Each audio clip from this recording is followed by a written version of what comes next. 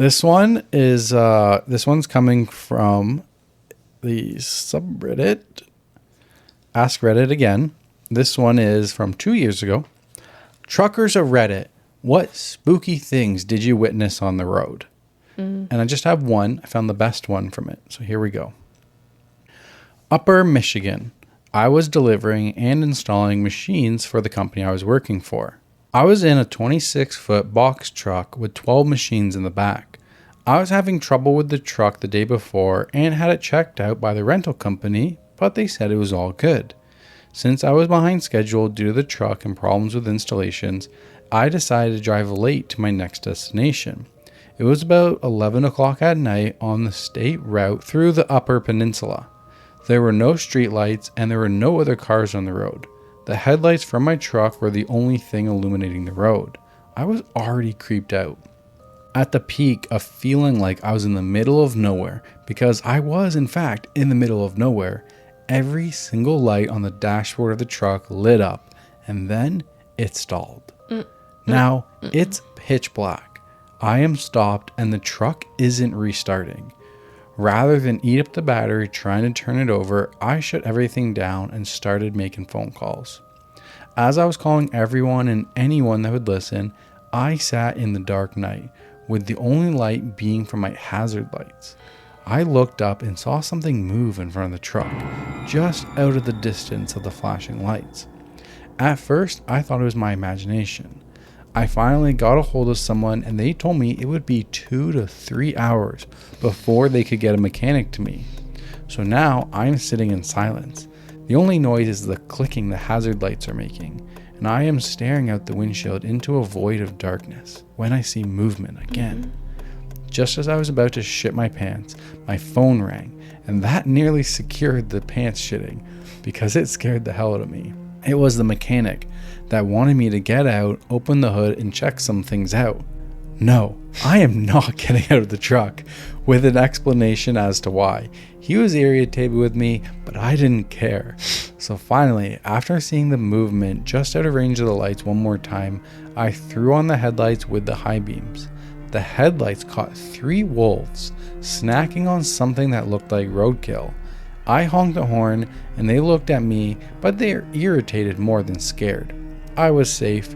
The wolves more than likely weren't going to bother me, but it was spooky just knowing that they were there, so I shut the lights off. I would turn the lights on occasionally to check to see if they were still there. I was basically just sitting there listening to the hazard flashes click while surfing my phone. Each time I turned the lights on, the wolves were still there. Click, click, click. Of the hazard lights. Just to remind you, I'm in the middle of nowhere.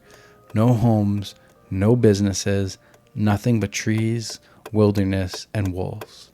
Click, click, click. I suddenly hear what I can equate to a woman's scream of terror that sounded like it came from right behind the truck. Then something slammed into the side of the truck, hard enough to rock it. I wasn't afraid of the truck tipping over, but whatever hit it hard enough to rock the suspension enough to move me around inside the cab. And this was a pretty heavy truck.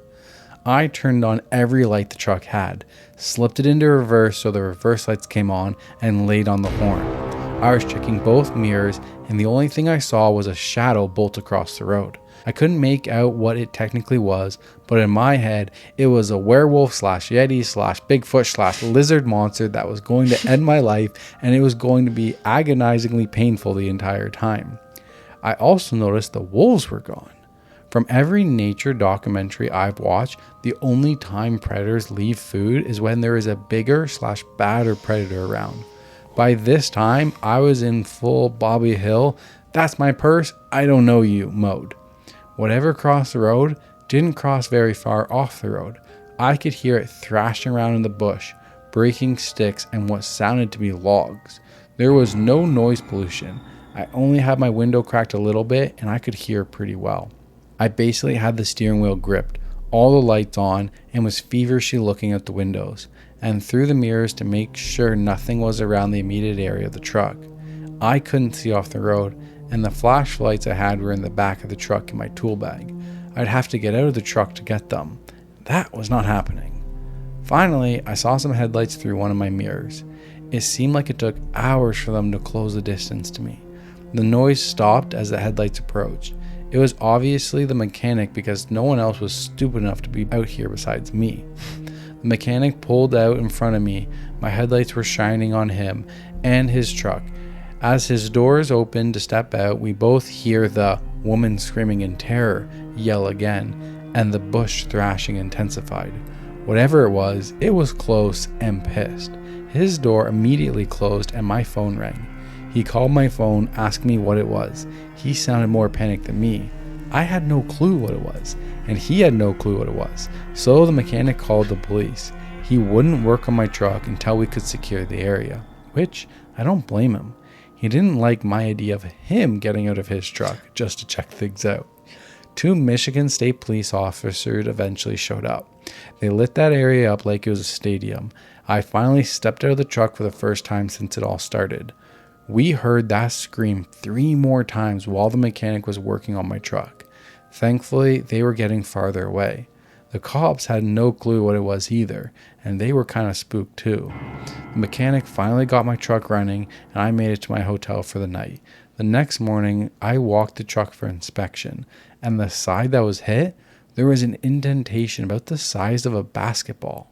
Whatever hit it didn't hit it hard enough to push it all the way through, but it definitely mushed the fiberglass. The indentation was about 7 feet off the ground.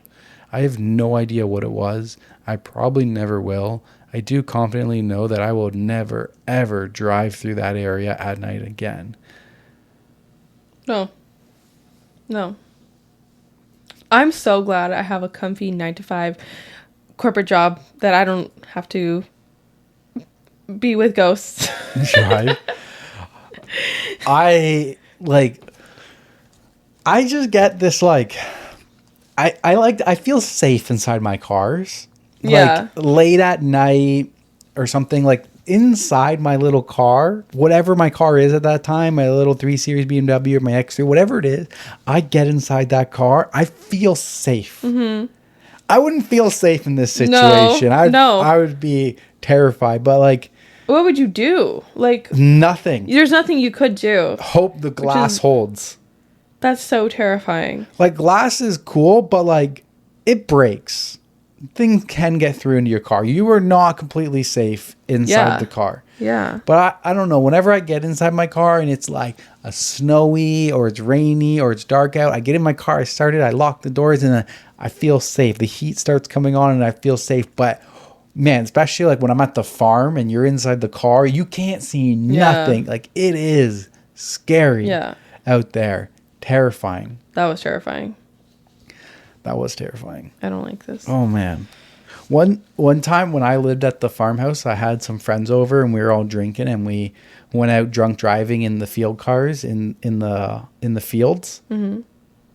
I will say the only time I've been drunk driving is when I'm, on my own property, not going on the road. So we would be drinking and we would take the cars out and we'd be ripping them through the bushes and stuff, which now in hindsight is still just a dumbass idea. And my friend was driving and he was going through the trees, and guess what? He didn't make the left-hand corner. We went straight into a tree. And the 4 or 5 of us had to walk like 1 to 2 kilometers back to the farmhouse at like 1, 2 in the morning. And you could hear the wolves. You could hear them like howling and stuff like that. And you'd be walking, you'd hear something in the bush, a little scramble. But that was a terrifying walk back. It was like almost 2 kilometers back to the farmhouse, how far we were out in the property. Oh. We had to walk. We were in the middle of the woods when the car crashed. Pitch black at night. No. Yeah. No. It was bad. I don't like that. It was scary. Oh, man. I can't imagine breaking down middle of the night. I don't think I've ever broke down in the middle of the night. But when I used to drive back from the farm, like I'd be going through the back roads. There's no lights. There's no nothing. It's terrifying. Mm-hmm. Spooky. All right. On to you. On to me.